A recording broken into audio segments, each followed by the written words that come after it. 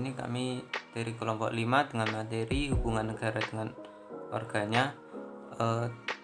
Di sini kami beranggotakan saya Muhammad Sarul Mualim dengan NIM 014 dari Prodi Matematika dan teman saya Maria Lorenza dengan NIM 010 dari Prodi Matematika, dan satunya Maliki Shailendra dengan NIM 053 dari Prodi Matematika. Di sini kami akan menjelaskan tentang demokrasi.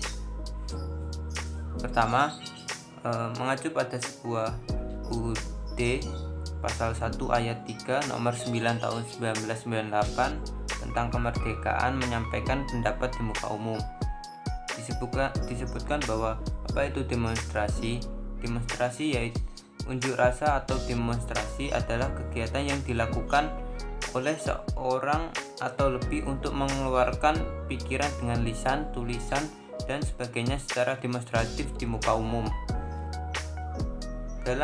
Dalam pasal ini dijelaskan setiap orang, bahkan buruh sekalipun, berhak untuk melakukan aksi demonstrasi untuk memperjuangkan, membela, melindungi hak-hak yang semestinya terpenuhi dengan cara mengeluarkan pendapatnya. Begitu. Kemudian ada sebuah pertanyaan, apakah seorang buruh boleh melakukan aksi demonstrasi? Disebutkan dalam UU ayat 2 pasal 102 ayat 2 tentang ketenaga kerjaan masyarakat, yang berbunyi, dalam melaksanakan hubungan industrial, pekerja atau buruh dan serikat pekerja atau buruhnya mempunyai fungsi untuk menjalankan pekerjaan sesuai dengan kewajibannya, menjaga ketertiban demi kelangsungan produksi, menyalurkan aspirasi secara demokratis, mengembangkan keterampilan dan keahliannya, serta ikut memajukan perusahaan dan memperjuangkan kesejahteraan anggota beserta keluarganya. Kemudian kita bahas secara lanjut lebih mengacu pada Undang-Undang Nomor 21 Tahun 2000 tentang Serikat Buruh. Secara jelas mengatur tentang buruh atau serikat dapat melakukan aksi demonstrasi sesuai dengan mekanisme yang ditentukan oleh peraturan perundang-undangan untuk melindungi dan memperjuangkan hak-hak mereka. Hal ini diatur dalam pasal 1 ayat 1 UU tentang serikat, menyatakan yang berbunyi, serikat pekerja atau serikat buruh adalah organisasi yang dibentuk dari, oleh, dan untuk pekerja atau buruh baik di perusahaan maupun di luar perusahaan, yang bersifat bebas, terbuka, mandiri, demokratis, dan bertanggung jawab guna memperjuangkan, membela, serta melindungi hak dan kepentingan pekerja atau buruh serta meningkatkan kesejahteraan pekerja atau buruh dan keluarganya. Sekian dari saya. Selanjutnya akan dilanjutkan oleh teman saya. Terima kasih. Kemudian kami akan menjelaskan fungsi-fungsi serikat.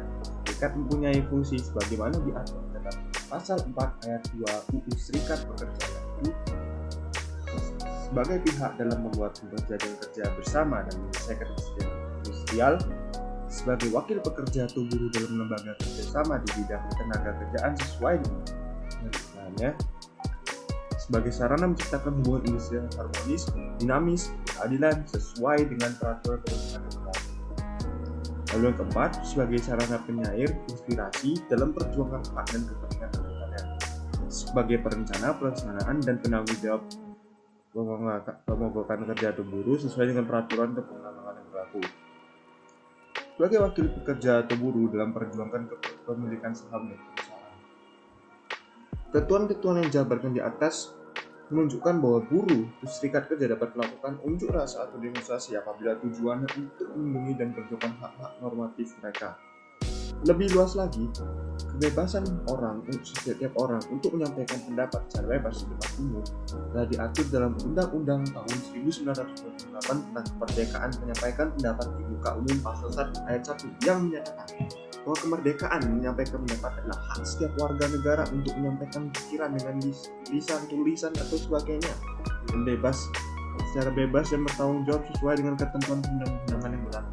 Lalu kemudian ada pasal 2 ayat 1 yang menyatakan bahwa setiap warga negara secara perorangan atau kelompok bebas menyampaikan pendapat sebagai perwujudan hak dan tanggung jawab demokrasi dalam kehidupan masyarakat, berbangsa, dan bernegara. Nah, dengan demikian buruh untuk pekerja selain sebagai buruh juga sebagai warga negara yang dijamin oleh peraturan perundang-undangan, sehingga dapat melakukan aksi demonstrasi untuk melindungi dan memperjuangkan hak-hak mereka sendiri. Di sini saya akan melanjutkan pembahasan mengenai apa sih syarat-syarat yang harus kita taati ataupun harus kita lakukan pada saat kita akan melaksanakan demonstrasi, pada saat kita akan menyampaikan aspirasi kita. Nah, melanjutkan pembahasan dari teman saya tadi, di sini saya akan membahas syarat apa aja sih yang diperlukan dalam melakukan aksi demonstrasi itu. Nah, setiap warga negara yang akan melakukan aksi demonstrasi dilakukan sesuai dengan ketentuan yang berlaku, termasuk memenuhi persyaratan administrasi. Undang-Undang Nomor 9 Pasal 9 dan 10 tahun 1998 tentang kemerdekaan menyampaikan bahwa pendapat di muka umum mengatur tata cara dalam melakukan aksi demonstrasi. Nah, saya akan menyampaikan apa sih visinya dari pasal 9 itu. Nah, pasal 9 di sini menyatakan bahwa yang pertama, bentuk penyampaian pendapat di muka umum dapat dilaksanakan dengan yang pertama yaitu bisa melalui unjuk rasa atau demonstrasi. Nah, yang kedua itu bisa melalui pawai. Yang ketiga bisa melalui rapat umum, dan atau yang keempat ini bisa dilakukan dengan cara mimbar bebas. Nah, yang kedua dalam pasal 9 ini dinyatakan bahwa penyampaian pendapat di muka umum sebagaimana dimaksud dalam ayat 1 dilaksanakan di tempat-tempat terbuka untuk umum. Namun ada tempat yang dikecualikan, yaitu tempat-tempat terkecuali tersebut adalah yang pertama, kita tidak boleh melakukan aksi demonstrasi di lingkungan istana kepresidenan, tempat ibadah, instalasi militer, rumah sakit, pelabuhan udara atau laut, stasiun kereta api, terminal angkutan darat, dan objek-objek vital nasional. Nah, yang kedua tentunya kita juga tidak diperkenankan untuk melakukan aksi demonstrasi pada saat hari besar nasional. Nah, itu tadi mungkin larangan-larangan yang tidak boleh kita lakukan pada saat kita akan melakukan aksi demonstrasi. Nah, dalam pasal 9 ini yang ketiga, pada ayat ketiga dinyatakan bahwa pelaku atau peserta penyampaian pendapat di muka umum sebagaimana dimaksud dalam ayat 1 dilarang membawa benda-benda yang dapat membahayakan keselamatan umum. Nah, ini tentu saja harus ada peraturan semacam ini karena aksi demonstrasi selain kita menyampaikan aspirasi kita juga harus menjaga ketertiban dan juga keamanan bagi lingkungan sekitar.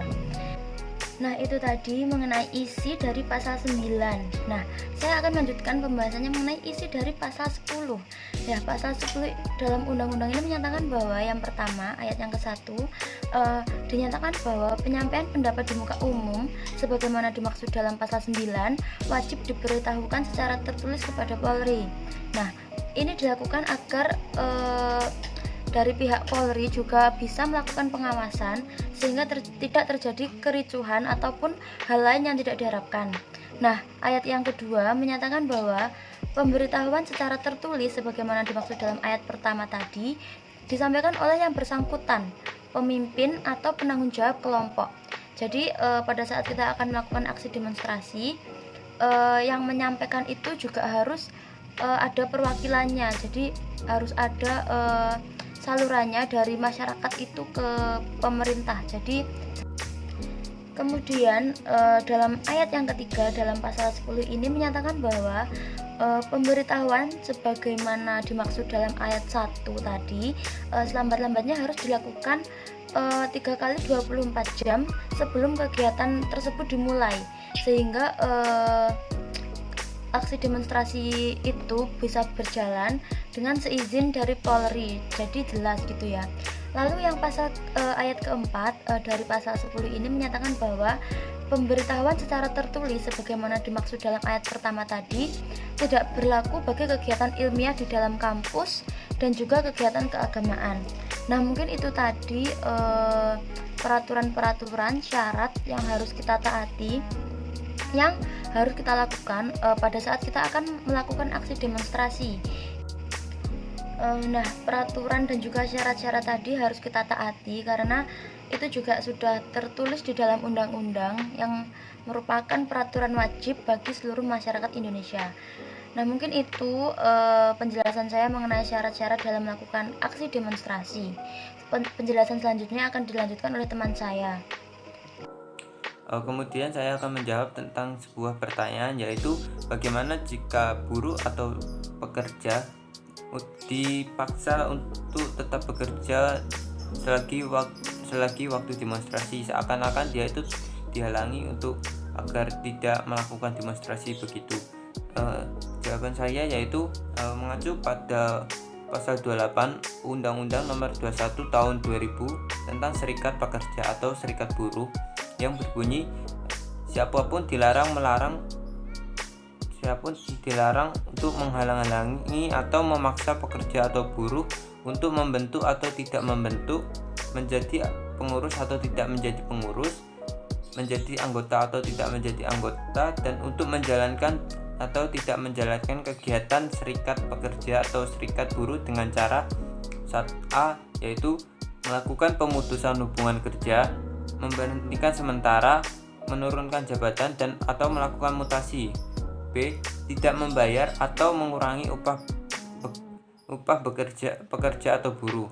C, melakukan intimidasi dalam bentuk apapun. D, melakukan kampanye anti pembentukan serikat pekerja atau serikat buruh. Dengan demikian, perusahaan tidak bisa melarang atau menghalangi serikat buruh untuk melakukan kegiatannya, termasuk melakukan aksi demonstrasi dengan cara memaksa pekerja saat melakukan aksi yang sah. Jika itu terjadi, maka perusahaan dapat dipidana sesuai ketentuan pasal 43 ya, yang berbunyi barang siapa yang menghalangi atau memaksa pekerja atau buruh sebagaimana dimaksud dalam pasal 28 dikenakan sanksi pidana penjara paling singkat 1 tahun dan paling lama 5 tahun dan atau denda paling sedikit yaitu 100 juta rupiah dan paling banyak 500 juta rupiah. Kemudian mari kita simak video cuplikan demonstrasi berikut. Pernah digubris, tidak pernah didengar. Kawan-kawan juga selalu bilang Sini, tengah tuh. DPR pengkhianat.